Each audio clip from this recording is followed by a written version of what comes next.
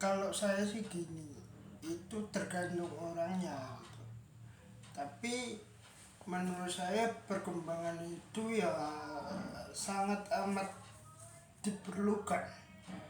Kalau memang indikasi itu betul, satu. Kedua, terkait dengan kasusnya TEV atau Taufik Hidayat ini, menurut saya dia bukan hanya memperkosa, namun dia juga melakukan tindakan represif berikutnya berupa mungkin persetubuhan. Nah, dalam level itu pemirsa dan seluruh masyarakat Indonesia, bahwa saya tidak mentoleransi kalau memang Polda Jawa Barat lewat Kapolda langsung Pak Rudi Setiawan bisa menerapkan pasal berlapis apabila diperlukan. Dan untuk melihat kasus ini, saya berasumsi pasal berlapis itu sangat amat perlu, dan jangan dilakukan intervensi-intervensi dari pihak yang lain. Nah, satu itu. Kedua, referensi penyidik harus diperkaya lagi. Referensi penyidik yang harus di manufaktualisasi lagi, agar kasus yang semacam ini tidak terulang lagi di kemudian hari nanti. Kalau misalnya memang betul indikasi itu ada, kalau memang misalnya betul indikasi referensi itu ada, menurut saya somebody help yang ada di situ adalah Pakem Six, bukan Pakem Six to rotations, bukan. Ini merupakan lembaga independensi kalau kita bicara hukuman secara fiktif atau non fiktif. Artinya saya mengatakan bahwa indikasi itu sangat amat ada, dan saya tidak mentoleransi hal itu. Tinggal penyidik berani tidak untuk mengatakan bahwa ini kejadian international crime justice system, bukan national crime justice system, tapi ini udah international crime justice system. Boleh jadi indikasi itu ada kalau memang penyidik berani menetapkan pasal berlapis dan melakukan tindakan represif berupa penahanan secara kontinu, secara emergency kontinu, bukan saja ke tersangka tapi lingkungan sekitar korban atau lingkungan sekitar dari korban tersebut. Demikian pula lah kalau kita berbicara tentang kasus yang seperti Taufik Hidayat tersebut. Saya setuju atau tidak kalau memang misalnya diterapkan pasal berlapis, bukan saja pasal penganiayaan tetapi juga ada pasal perkosaan dan juga pasal persetubuhan atau pelecehan seksual. Itu kita lihat dalam perkembangan nantinya, dan penyidik saya dorong untuk melakukan sebuah tindakan represif berupa penambahan pasal, dan apa yang dikatakan oleh Ketua Komisi 3 itulah yang selayaknya dilakukan, dan kita seluruh warga masyarakat Indonesia mendukung langkah.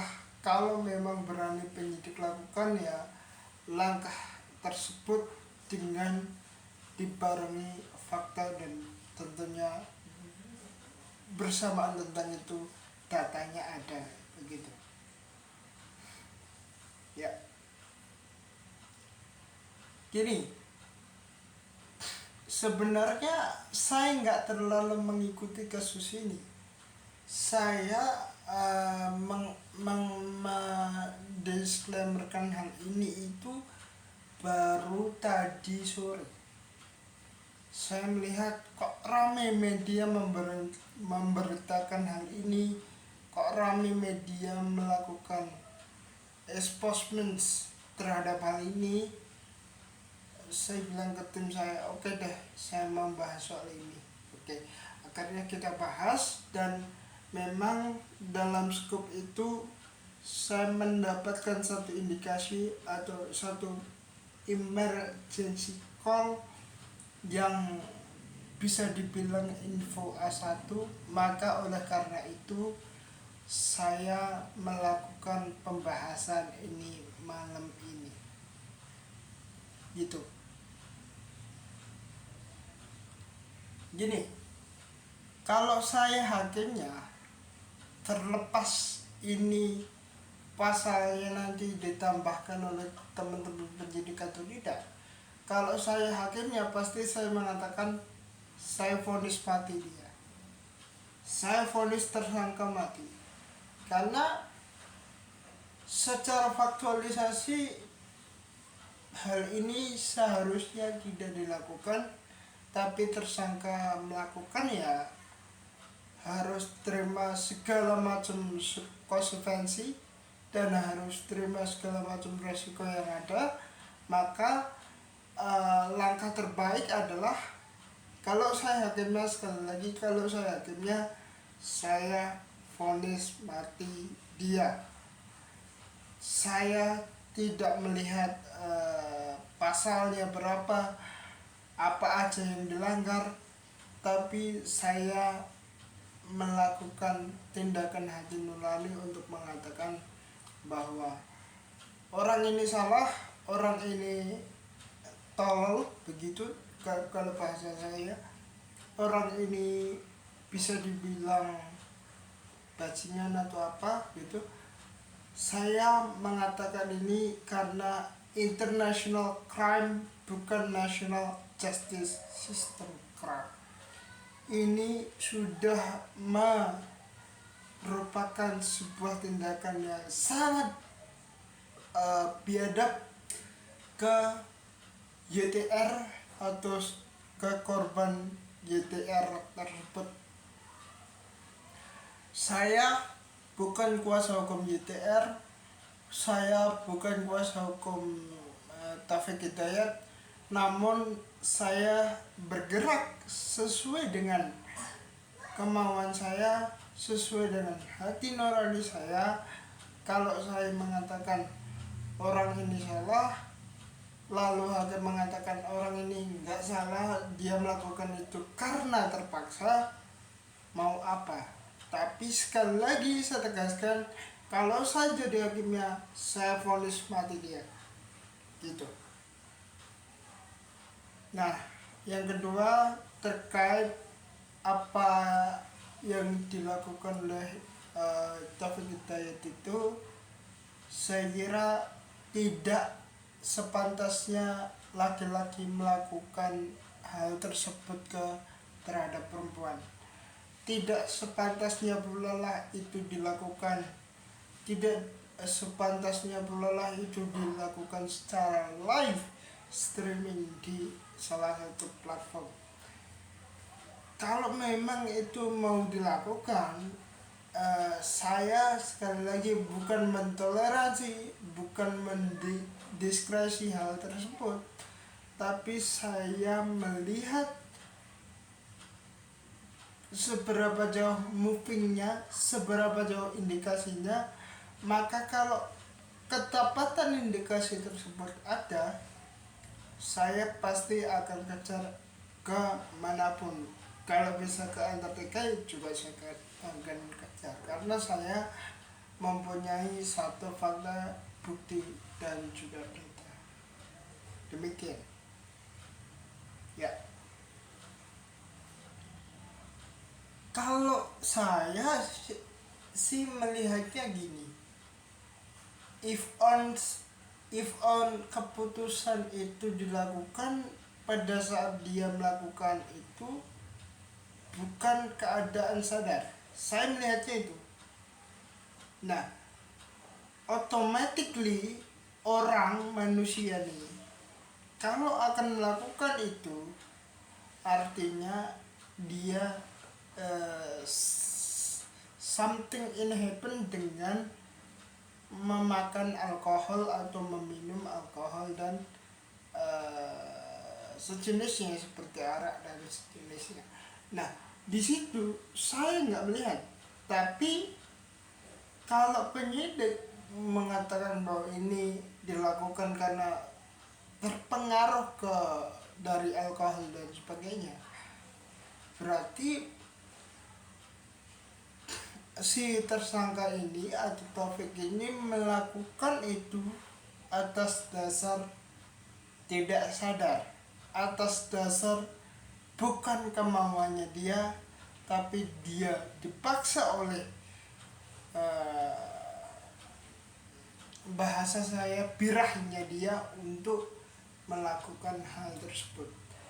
Itulah nanti catatan penyidik Polda Jawa Barat lewat Pak Kapolda, Pak Irjen Rudi Setiawan atau Wakapolda kalau bisa, itu untuk melakukan check and balances atau check and recheck ke masing-masing lead and sektor yang ada di berbagai ruang dan waktu, kesempatan dan waktu untuk mengatakan ini benar, yang ini salah. Tapi justice sistemnya itu harus ada di pengadilan, harus ada di hakim, dan hakim menentukan lewat hati nurani, satu, kedua lewat daya paksa, dan ketiga lewat daya upaya. Kalau dua variabel penting di putusan nanti, misalnya dibahas ini yang benar yang mana, vonis seberapa lama, saya kira saya nggak boleh berasumsi, dan saya prediksi saya pasti lebih dari 5 tahun. Vonisnya pasti lebih dari 5 tahun, dan itu tugas dari jaksa juga, itu tugas dari penuntutan juga, jaksa penuntut umum. Tinggal nanti kita lihat dalam lingkup ruang dan waktu tersebut, hakim mempunyai dasar tidak untuk misalnya memperingan keputusan vonis yang nanti akan dijatuhkan. Itulah nanti saya pengen cek, itulah nanti saya pengen elaborasi dan elaboratif tentu untuk kedepannya lebih baik. Dan kita akan tunggu nanti di ruang persidangan, karena ini masih ditahan kepolisian alias ditahan di sel khusus begitu. Kalau saya sih demikian dulu yang info breaking news hari ini. Kita jumpa lagi di breaking news besok dengan tema aktivis gerakan mahasiswa yang dilaporkan ke Dumas Barreskrim Polri. Besok tema itu akan kita kupas. Terima kasih.